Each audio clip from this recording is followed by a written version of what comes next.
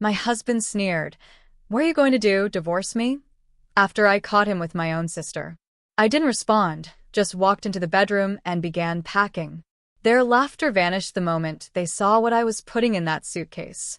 Hook asterisk, can you even begin to imagine finding out your husband wasn't just cheating on you with your own sister, but that they had conspired to literally abandon her dying child on your doorstep, just so they could run off together and start a new life? Because that's exactly what happened to me. And trust me, it gets worse before it gets better. The story asterisk, it feels like a lifetime ago, but I remember it like it was yesterday. 15 years ago, I walked into a silence that screamed. The kind of silence that makes your skin prickle, deep in your gut. My car was still cooling down in the driveway. All I wanted was to kick off my shoes, eat some leftovers, and just be. My sister, Sharon, was supposed to pick up her son, my nephew Kyle. She'd been leaving him with me more and more often, and honestly, I was looking forward to a quiet house. My husband, Keith, should have been home, probably in the den, watching sports. But when I unlocked the door, that silence hit me. No TV, no dinner smells. Nothing. Keith? Sharon? I'm home. My voice was swallowed by the emptiness. A cold knot tightened in my stomach. I walked through the house, my heels clicking on the hardwood, then sinking into the carpet. Everything was too neat. A magazine perfectly squared on the coffee table. Remote controls lined up like soldiers. Keith was not neat. Never has been. Then I saw him. Little Kyle. He was only 5 years old, all huge, scared eyes and sandy blonde hair. Curled up in the big armchair by the window, clutching a throw pillow so tight his little knuckles were white. He wasn't crying. He was just watching me, waiting. My heart did a painful little flip. "Kyle, sweetie, where's everybody?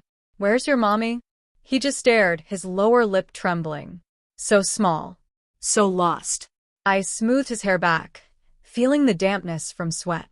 "Is Uncle Keith here?" I asked, softer this time.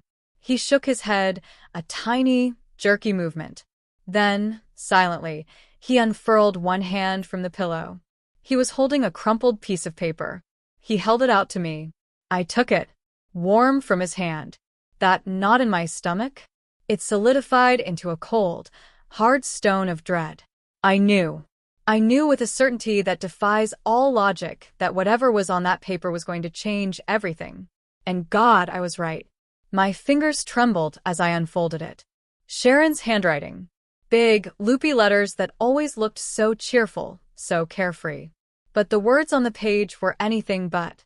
"Brenda, I'm so sorry to do this in a letter. I know it's cowardly. By the time you read this, Keith and I will be long gone. We're in love, Bren. We have been for a while. We're going to start a new life, somewhere we can be happy. I can't take Kyle with me right now. It's not the right environment for a child. I know you'll take care of him. You're better at it anyway. Please don't try to find us. Sharon." I read it once, then twice. The words swam, blurring into a meaningless jumble. A joke. A sick, twisted prank. My sister. My husband. No. It wasn't possible. We were family. Keith and I had been married for 10 years. We had our ups and downs, but I loved him. I thought he loved me. And Sharon? My baby sister. The one I was supposed to protect. My legs went weak. I sank to the floor, the letter still clutched in my hand. A buzzing started in my ears. I looked at Kyle, still watching me with those huge, solemn eyes. He didn't understand the words, but he understood the feeling in the room. He understood disaster. My mind raced. An explanation. Any explanation. Maybe someone forced them. A misunderstanding? I stumbled into the kitchen, my hand shaking so hard I could barely hold my phone. Keith's number. Straight to voicemail. His cheery professional greeting felt like a slap. Sharon's number. Voicemail. Her giggly message played. They were gone. Together. Then I saw it. On the gleaming granite countertop, next to the fruit bowl. A sheaf of papers. I picked them up. The top page was a legal document. Petition for dissolution of marriage. Divorce. And there, at the bottom of the last page, his signature. Keith's familiar, confident scroll. He'd signed it. He had planned this. The cold stone of dread in my stomach shattered. A hot, searing rage took its place. They hadn't just left. They had plotted. They had lied to my face, day after day, while they planned their great escape. All those late nights Keith worked. Sharon suddenly serene, calm. It all clicked. Each memory, a new twist of the knife. Little Kyle padded into the kitchen. He tugged my sleeve. "Aunt Brenda," he whispered. "Mommy and Uncle Keith went on a trip." I looked down at his innocent face, and the rage dissolved into gut-wrenching sorrow. How could they do this to him? How could a mother just leave her child like a forgotten piece of luggage? I scooped him into my arms, burying my face in his soft hair. He was all I had left of my family, and I was all he had. But to truly understand the depth of Sharon's cruelty, you need to hear about the lie. The elaborate, manipulative lie she spun months before. A masterpiece of deception, built on my love for her and Kyle. I remember it so clearly. A Saturday, late spring. I was in my garden, coaxing life into sad-looking tomato plants, when Sharon's car screeched into the driveway. She practically fell out, face pale, streaked with tears. My first thought? Accident. "Sharon, what is it? What's wrong?" I cried, rushing to her. She collapsed into my arms, sobbing hysterically. "It's Kyle," she choked out. "Oh God, Brenda, it's Kyle." My heart hammered. I brought her inside, sat her at the kitchen table, made her tea. Kyle was my world. If anything happened to him, I couldn't even finish the thought. Finally, after a few sips, she calmed enough to speak. She looked at me, eyes wide with a terror I, in my naivety, believed was real. "The doctors," she whispered, voice breaking. "They ran some tests. He has a rare blood disorder. It's terminal, Brenda." The teacup slipped from my fingers, shattering on the tile. I didn't even notice. "What? What are you saying?" They said he has 6 months. Maybe less." She buried her face in her hands, shoulders shaking. 6 months? How am I supposed to watch my own baby die? "I can't do it, Bren. I'm not strong enough. Every cough, every time he says he's tired, it's killing me." I was completely devastated. For Kyle, this beautiful little boy whose life was being cut so tragically short. And for my sister, facing every parent's worst nightmare. I pulled her into a hug. "I'm so sorry, Sharon," I whispered, tears streaming down my own face. "We'll get through this. Whatever you need, I'm here. We'll get a second opinion. The best doctors." She pulled back, shaking her head. "There's no point. They said it's definitive. There's no treatment." Her eyes pleaded. "Brenda, I can't be here to watch it. I know it sounds awful. I know I sound like a monster, but I can't." And then she delivered the line that sealed all our fates. Could you help me with him just for a little while? Let me have some time to process this. I just need a break from the constant reminder." Of course, I said yes. What else could I say? My sister was falling apart, and her son was dying. I told her to bring him over whenever she needed a break. I would do anything to ease her burden. I had no idea that I wasn't easing her burden. I was becoming her escape route. She wasn't a grieving mother. She was a brilliant, cold-hearted strategist, and she had just played me perfectly. After that day, my home became Kyle's second home. At first, it was just weekends. Sharon would drop him off on Friday evening, her eyes red-rimmed and puffy. She'd hug me, profusely thanking me, calling me a lifesaver. "I just need to not think about it for a couple of days, you know?" she'd say, her voice cracking. "Just to feel normal again." And I believed her. I'd spend the weekend doting on Kyle, trying to fill his last few months with as much joy as possible. Park trips, magnificent Lego castles, cartoons until we both fell asleep on the couch. He was quiet, sweet, and he seemed to get tired easily, which only confirmed Sharon's story in my mind. But then the weekends got longer. She'd drop him off Thursday, not pick him up until Sunday night. Then it became whole weeks. Her calls became less frequent. When I did manage to get her on the phone, she sounded distant, distracted. "How are you holding up, Sharon?" I'd ask. "I'm fine," she'd answer flatly. "Just busy trying to keep my mind off things." My husband Keith was wonderful about it at first. "Whatever your sister needs, Bren," he'd say, ruffling Kyle's hair. "We're family." Looking back, his supportive act makes my stomach turn. He wasn't supporting me. He was facilitating his own affair. Every extra hour Kyle was with us was an extra hour he could be with Sharon. The unease started to creep in. Slowly. One evening, my friend Jessica called. "Hey, you'll never guess who I saw downtown. Your sister Sharon. At that new wine bar, the Grapevine. She was with a group, laughing her head off. Looked like she was having the time of her life." A cold prickle of confusion. "Are you sure it was her?" "Positive. She was wearing that bright red dress you hate." Jessica laughed.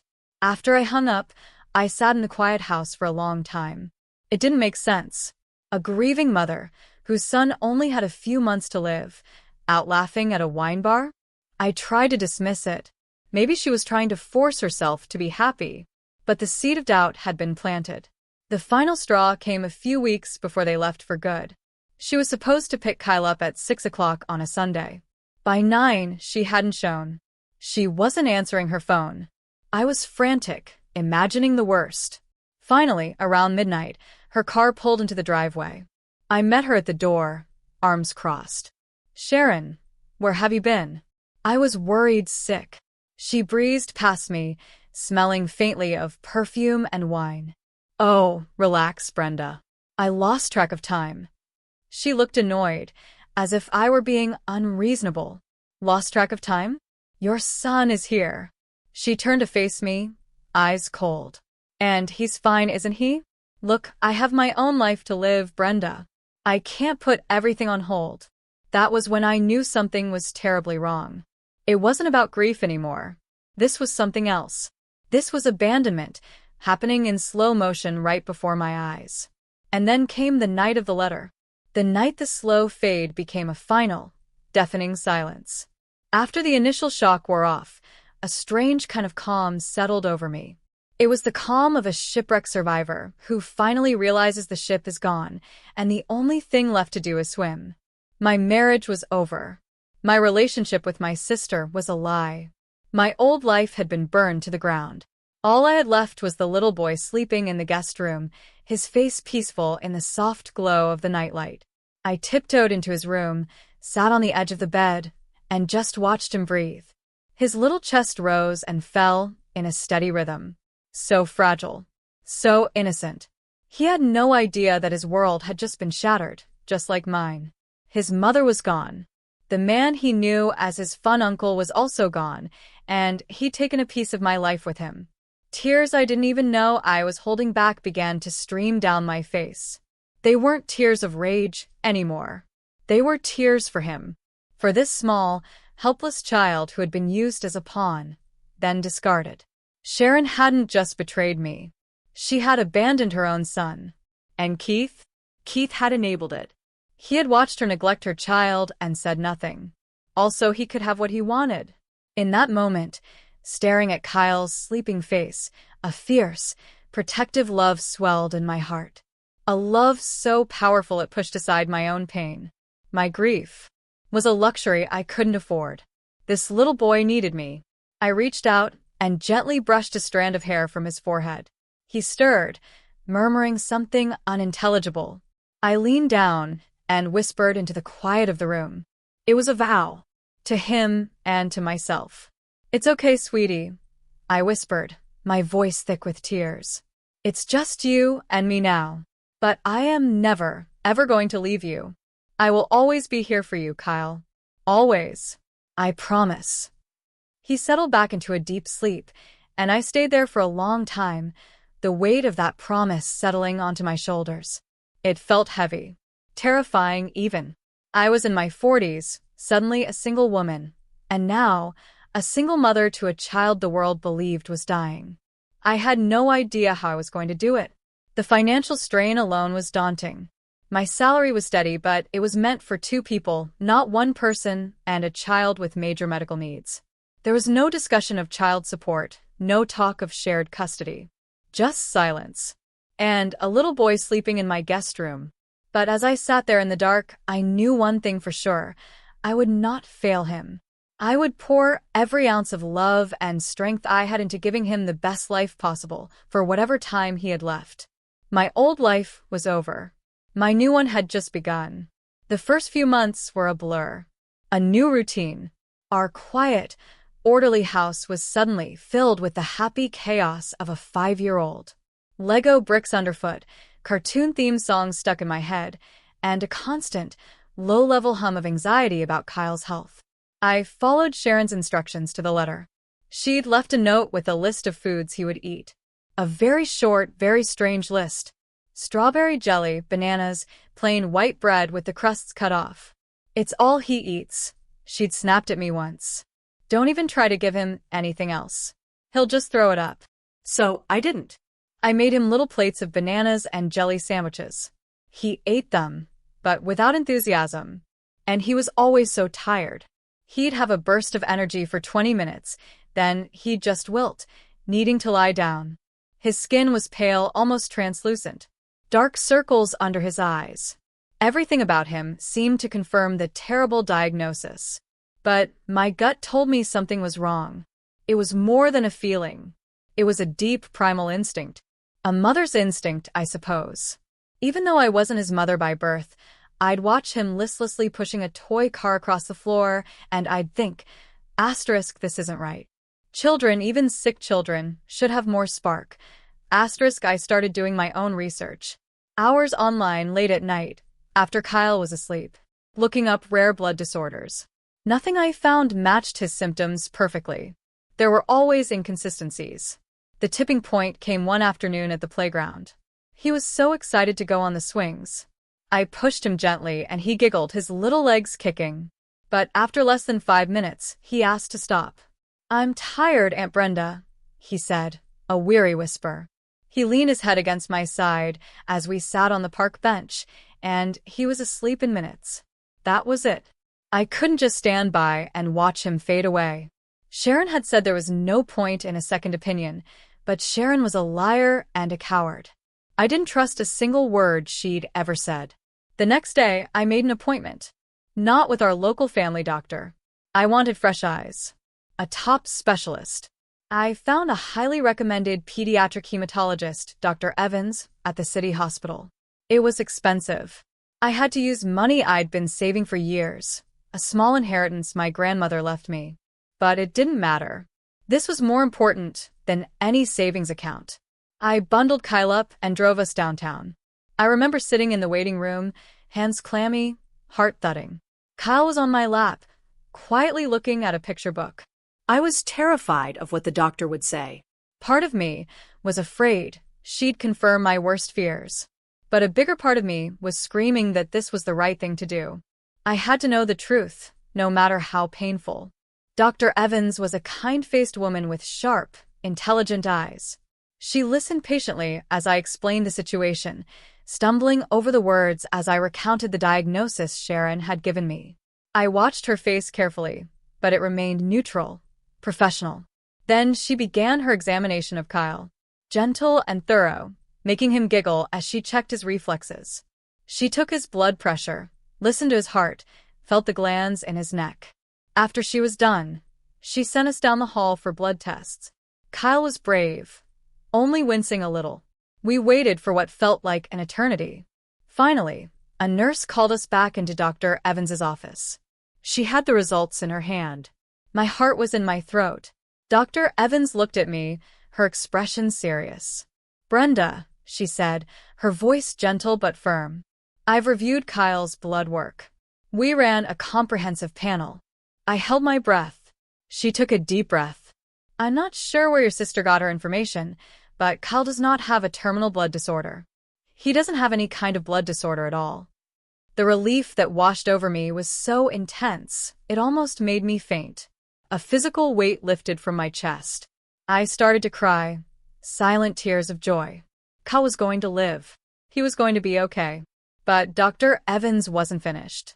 She leaned forward, her eyes full of a mixture of sympathy and anger. "However," she said, her voice dropping lower, "Kyle is a very sick little boy. His results are alarming. He's suffering from severe malnutrition. He's anemic and has significant vitamin and mineral deficiencies across the board." The room went cold again.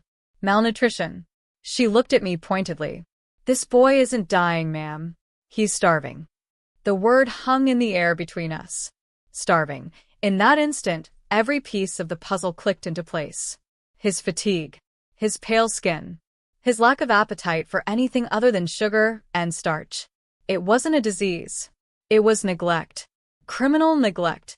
The relief I had felt moments before was replaced by a white-hot, blinding rage. Sharon hadn't just lied to me to get rid of her son. She had been systematically starving him. Whether out of ignorance or pure malice, I didn't know. And frankly, I didn't care. She had actively harmed him, endangering his life with her selfishness and deceit. That 6 months to live story wasn't just a lie to get me to take him. It was the potential outcome of her own parenting. My path forward was suddenly crystal clear. I was no longer just his caregiver. I was his rescuer.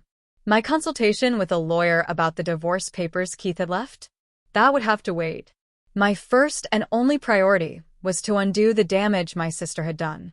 I was going to save this little boy. I was going to give him a life, a real one, full of health and love, and everything his own mother had denied him. The years that followed were a testament to the healing power of love and chicken soup. Literally. Armed with Dr. Evans's diagnosis and a detailed nutrition plan, I declared war on malnutrition. My kitchen, which had mostly been used for reheating takeout, became my command center. I bought cookbooks. I watched cooking shows. I learned the difference between a simmer and a boil. I became an expert on nutrient-dense foods. Every morning, I made a nourishing broth filled with vegetables, chicken, and herbs. At first, getting Kyle to eat was a battle. His body was so used to junk that real food tasted strange to him. He pushed the spoon away, his little face wrinkling in distaste. But I was patient. I was relentless. I'd make a game of it. "Here comes the airplane into the hangar," I'd say, swooping the spoon toward his mouth. Slowly, painstakingly, he started to eat. A sip of soup one day, 2 sips the next. I'll never forget the first time he finished a whole little bowl. He looked up at me, a shy smile on his face, a little bit of carrot on his chin. "Good job, Kyle." I cheered, my heart bursting with pride. "You're getting so strong." As his body healed, his spirit began to bloom. The pale, listless little boy started to disappear, replaced by a child with rosy cheeks and bright, curious eyes. We started going for short walks, then longer ones. He had energy. He wanted to run and climb and explore. One day, he was about 7, kicking a soccer ball around the backyard. Not just kicking it, but chasing it with fierce determination, his laughter echoing in the afternoon air. I was sitting on the porch, watching him, when he turned to me, face flushed with exertion and joy. "Watch this, Aunt Brenda," he yelled, and he kicked the ball with all his might. It sailed through the air and landed right in my petunia bed. We both burst out laughing. It was in moments like that, simple, ordinary moments, that I felt the deepest joy. This was what I had fought for. This was my victory. Sometime around his 8th birthday, he started calling me Mom. It happened so naturally, I almost missed it. We were in the grocery store, and he tapped my sleeve. "Mom, can we get the sugary cereal?" he asked, pointing to a brightly colored box. I stopped the cart and looked down at him. The word just hung there. It felt right. I smiled, my eyes welling up. "No, we cannot get the sugary cereal," I said, ruffling his hair. "But you can pick out any kind of fruit you want." From that day on, I was Mom. The word aunt was retired forever. We were family. A small, unconventional, cobbled-together family, but a family nonetheless. I never remarried. I never even felt the need to date. My life was full. Raising Kyle, watching him grow from a fragile child into a strong, kind, intelligent young man, gave me a sense of purpose I had never known before. He played sports in high school. He got good grades. He had friends. He had a life. A real, vibrant, wonderful life. And it was the greatest gift I had ever been given. 15 years. It's a lifetime, isn't it?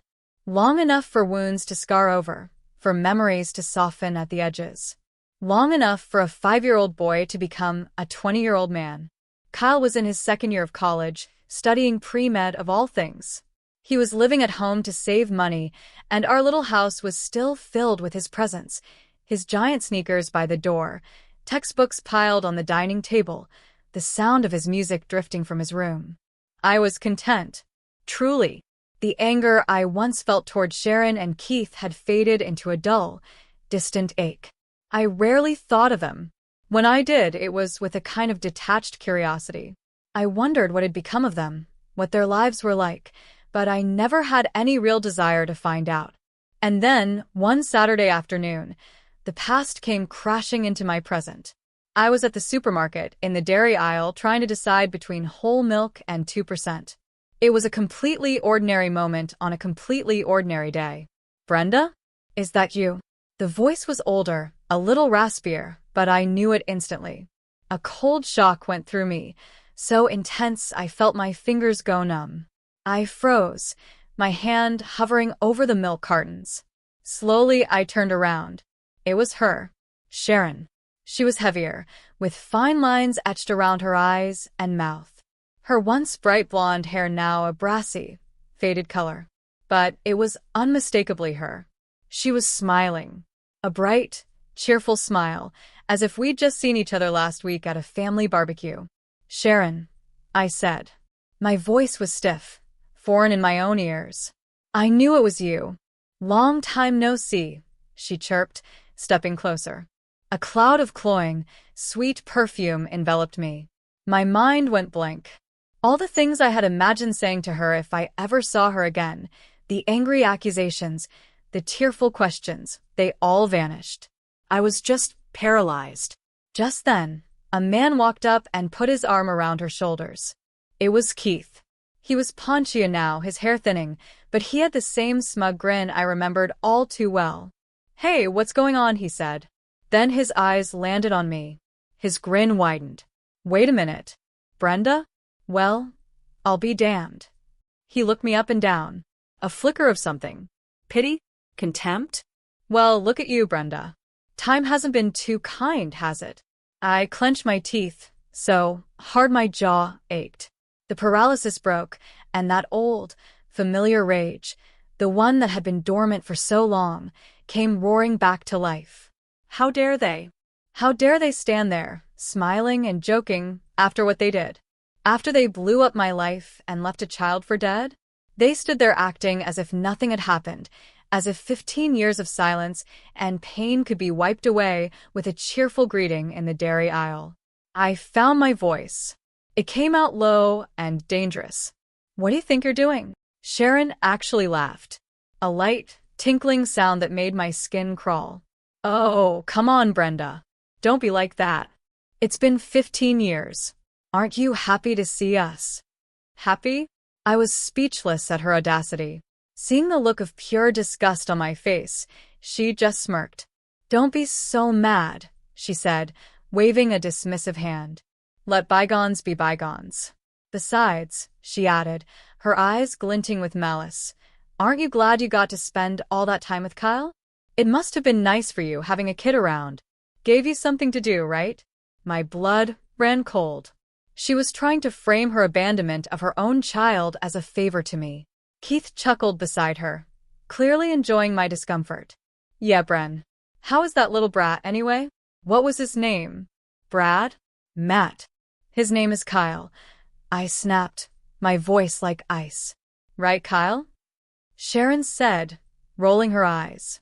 "That little failed experiment. Is he, still around?" She said it casually, as if asking about an old car that was probably in a junkyard by now. They thought he was dead. Of course they did. They had left him to die, and they had simply assumed their plan had worked. The cruelty of it took my breath away. "Still single, Brenda?" Keith chimed in, his grin widening. Guess you missed your chance to find someone else. Sharon and I, though, still madly in love. I didn't respond. I refused to give them the satisfaction of seeing me upset. I just stood there, my shopping basket clutched in my hand like a shield. My silence seemed to amuse them. Are you still bitter about being left? Sharon said smugly. It's a shame, really. You can't even ask for alimony or child support anymore, can you?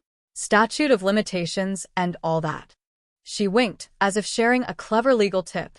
I felt a strange sense of power in my calmness. They wanted a reaction. They wanted tears or shouting. They weren't going to get it. Well, Sharon continued, looking bored now that she wasn't getting a rise out of me. Kyle may have been a dud, but our daughter is perfectly healthy. She's a cheerleader, just turned 14. That word, daughter, it caught my attention. It was the piece of information I didn't know I needed. The perfect, unexpected weapon. I turned my gaze to Keith. You have a daughter? I asked, my voice neutral. He puffed out his chest with pride. Yep, she's the cutest thing you've ever seen. Born a year after Sharon and I got together. But as he spoke, I watched Sharon's face. Her cheerful mask had slipped. She looked nervous, uncomfortable, and I knew with absolute certainty that there was more to this story. I had them. I let the silence hang in the air for a moment, watching Sharon's composure crumble. So, you got pregnant right after you left, huh? I asked, my eyes locked on hers. Her expression hardened. Keith, oblivious, jumped in to defend her honor. Of course, she's mine. Like I said, born a year after we started our new life together. At his words, Sharon flinched. A tiny, almost imperceptible movement, but I saw it. Her nervous expression told me everything. Something wasn't adding up. I took a small step back, creating distance. Well, that's questionable, Keith, I said calmly. His smile faltered. What's that supposed to mean?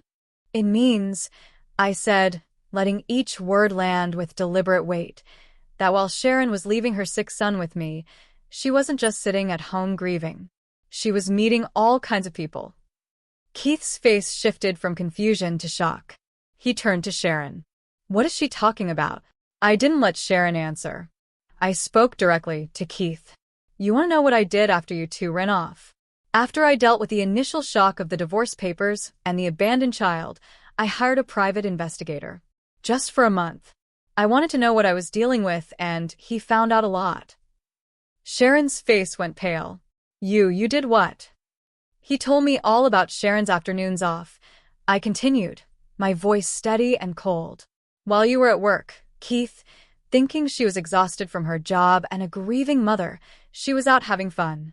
Going to bars, restaurants with other men, letting them pay for her expenses. All while pretending to be a devoted mother to me and a devoted partner to you. No way, Keith muttered, his face ashen. He looked at Sharon, who was staring at the floor. We spent weekends together. How could she have had time? During the weekdays, Keith, I explained patiently, as if to a child, while you were earning a living. I turned my attention back to Sharon. You told him you were exhausted from working for Kyle's sake, didn't you?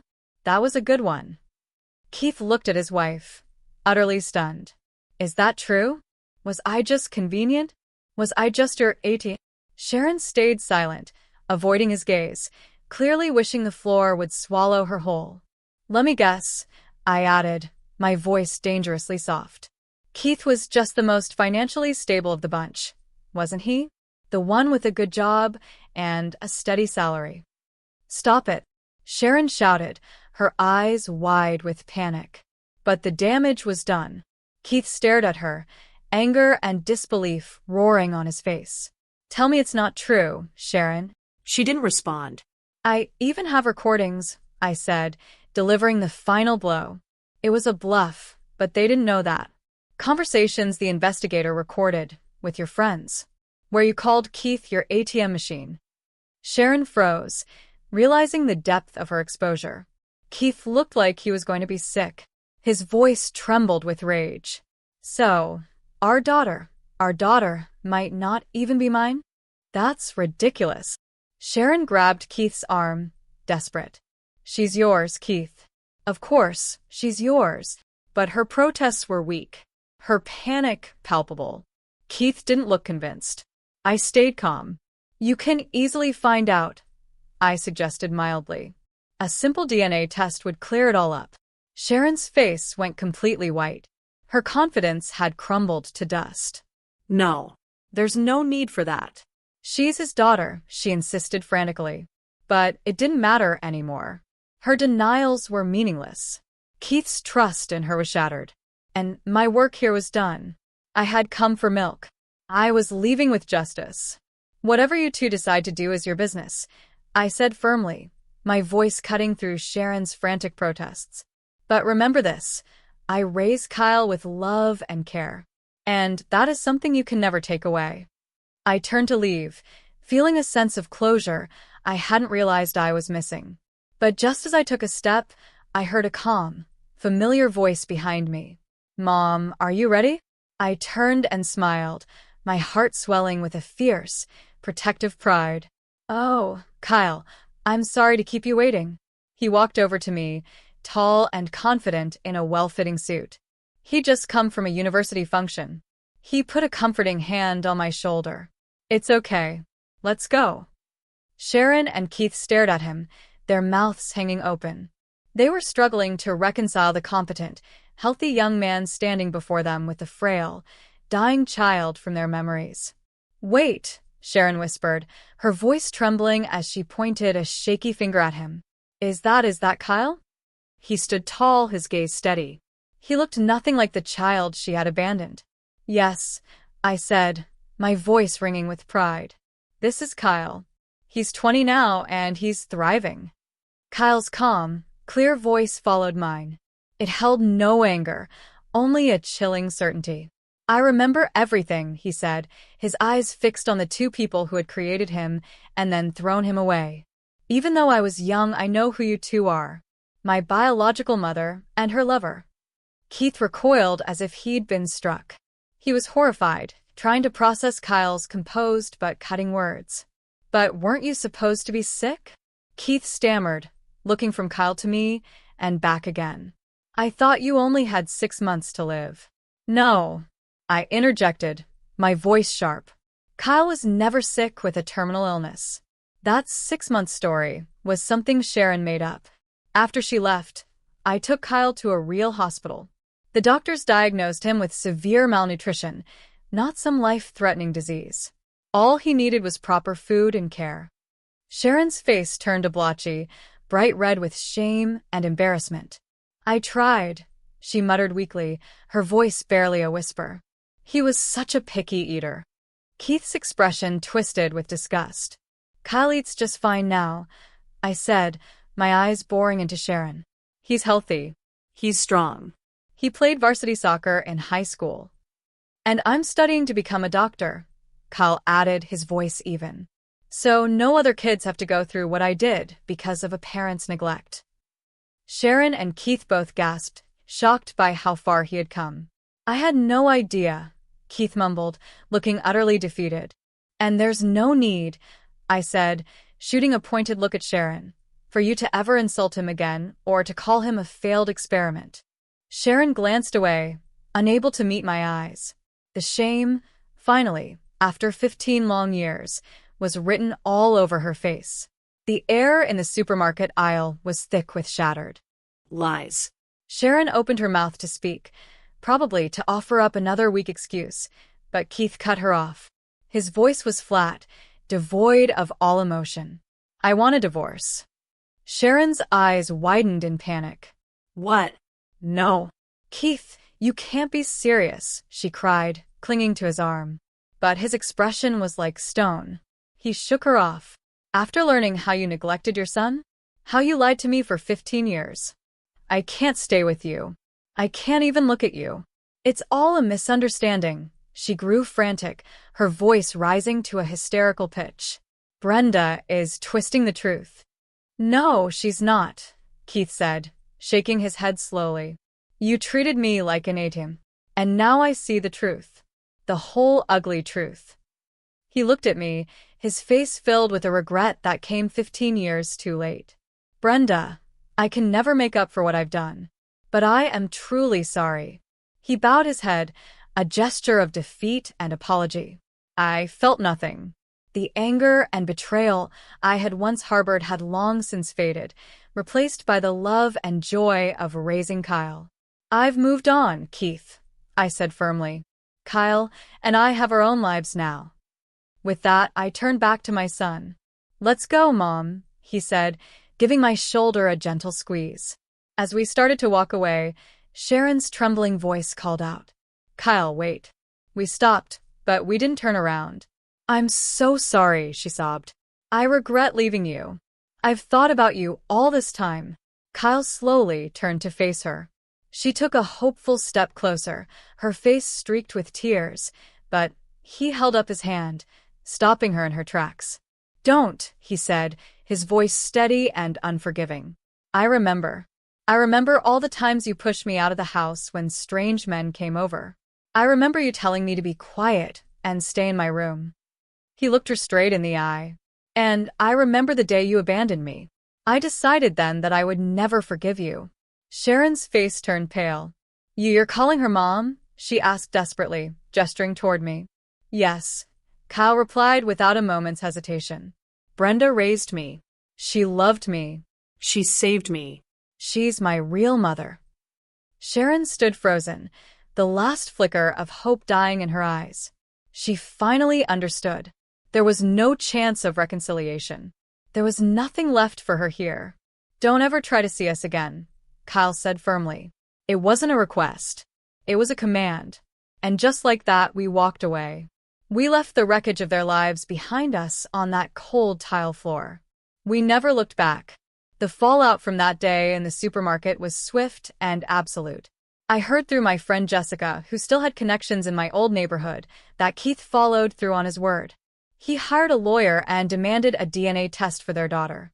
The results came back just as I had suspected. The girl wasn't his. The divorce was brutal.